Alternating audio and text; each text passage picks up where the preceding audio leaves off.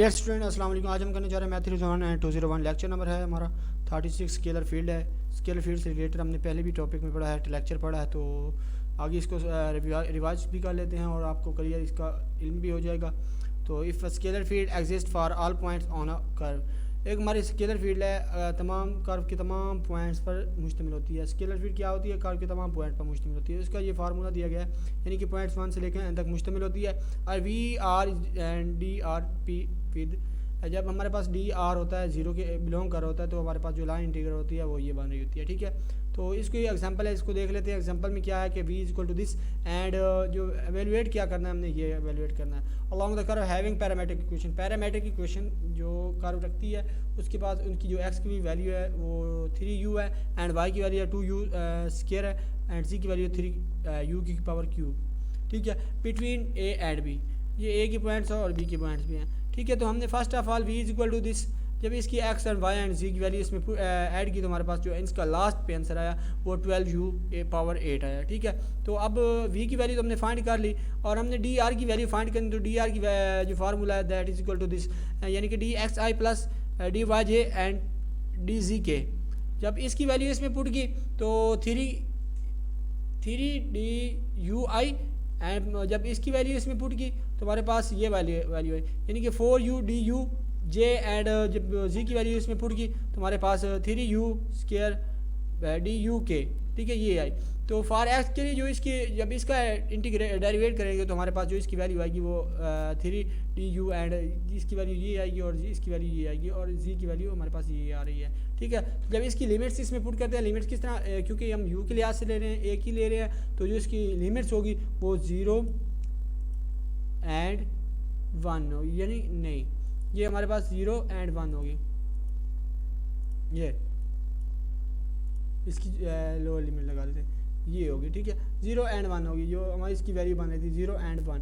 तो जब इसकी लिमिट्स इसमें पुट की तो इसकी लिमिट्स के साथ इसको वैल्यूज़ पुट की फंक्शन की पूरी में, तो डी वी की जगह हमने 12u की पावर 8 पुट किया और जो हमने डी आर की जगह ये पुट किया 3i plus 4uj plus 3u की power 2k and D you, ये पुट किया। और इसमें जब इसमें इंटीग्रेट किया तो इसकी वैल्यू में पुट किया और साथ में इसकी लिमिट्स बैक वाली साइड पे ले ली। जब इसकी वैल्यू में प्लस माइनस किया तो लास्ट पे 1 इसकी लिमिट्स पुट की, तो जो इसका आंसर मिला वो 4i plus 24/5j plus 36/11k। ठीक है, ये इसका आंसर मिला। उसके बाद एग्जाम्पल है सेकेंड, तो इसको देख लेते हैं। सेकेंड एग्जांपल में भी हमें ये दिया गया है X Y and plus Y square C, ये इसको एवेलुएट करना है हमने स्केलर फील्ड के लिहाज से। जब इसकी जो डी आर अप्रोच कर रहा होगा 0 को, तो along the curve definite defined by, जो इसकी जो लिमिट्स हैं, यानी कि पैरामीट्रिक इक्वेशन में जो इसकी लिमिट्स हैं वो x is equal to t square, y is equal to 2t and z is equal to t plus 5। वही है इसकी जो यहाँ से ये बिटवीन कर रहे हैं, बिटवीन a टू b। ठीक है, v express v and d r in term of parametric t।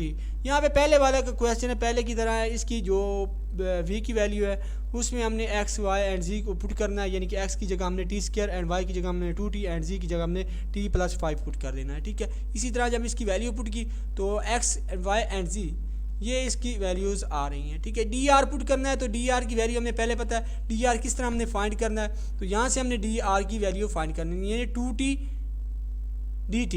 ठीक है, आगे आई आ गया साथ में इसका। ठीक है, जब इसकी वैल्यू हमने इसको फाइंड करना है, इंटीग्रेट करना, डेरिवेट करना है, तो 2 dt j आएंगे, इसको किया तो dt k आ गया। ठीक है, जब इसकी वैल्यू पूरे फंक्शन में पुट कर दी, इस पूरे फंक्शन में एवेलुएट करने के लिए इस पूरे फंक्शन में पुट कर दी, v की वैल्यू हमारे पास आ रही थी ये 6t³ प्लस 20t स्क्वायर, ये आ रही थी, एंड जो हमारे पास टी आर की वैल्यू आ रही थी वो ये आ रही थी। तो इसको जब इसकी लिमिट्स पुट की, यानी कि इसकी लिमिट्स बन रही थी 0 to 2 बन रही थी इसकी लिमिट्स।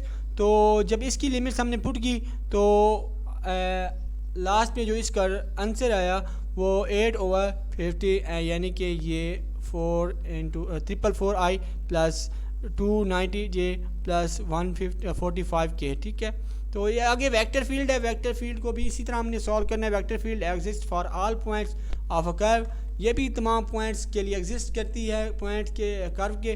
तो जब इसको हमने product for all element of arc we have, जब ये प्रोडक्ट होता है आर्च एलिमेंट का, ये याद रखना है, इसमें थोड़ा सा चेंज है, ठीक है। ये प्रोडक्ट है, product for all elements of arc we have this, ठीक है। ये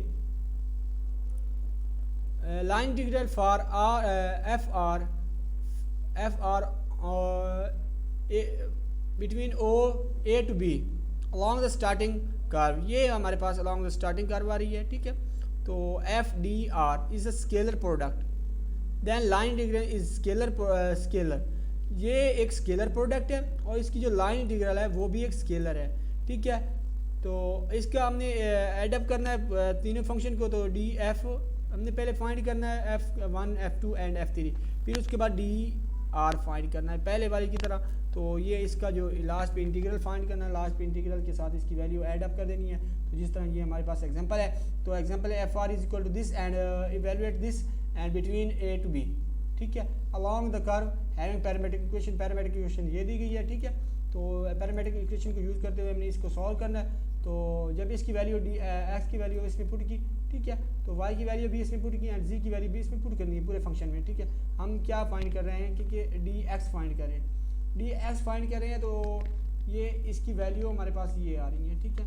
जब इसकी वैल्यू इसमें पुट करते हैं तो इसकी वैल्यू में पुट करने से हमारे पास किस तरह पुट करते हैं, d x is equal to 4, यानी कि इसको डेरिवेट किया तो ये टी के लिहाज से, तो ये टी से टी कैंसिल हो गया और 4 d x is equal to 4 बचा।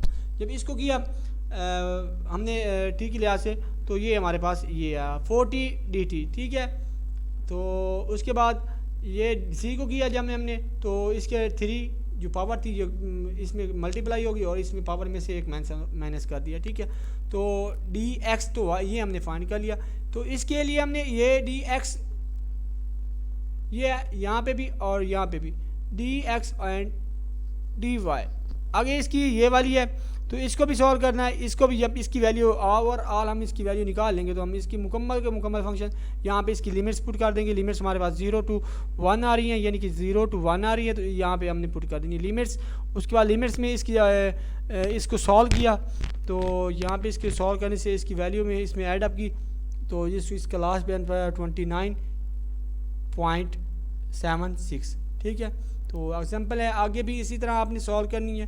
तो ये एग्जांपल आपने देख लेनी है, पेपर में आती हैं 2-3 एग्जांपल हैं। एक अगर आपने एक अच्छे तरीके से याद कर लीजिए, सॉल्व कर ली, तो आपकी ये तकरीबन सारा लेक्चर कंप्लीट हो जाएगा।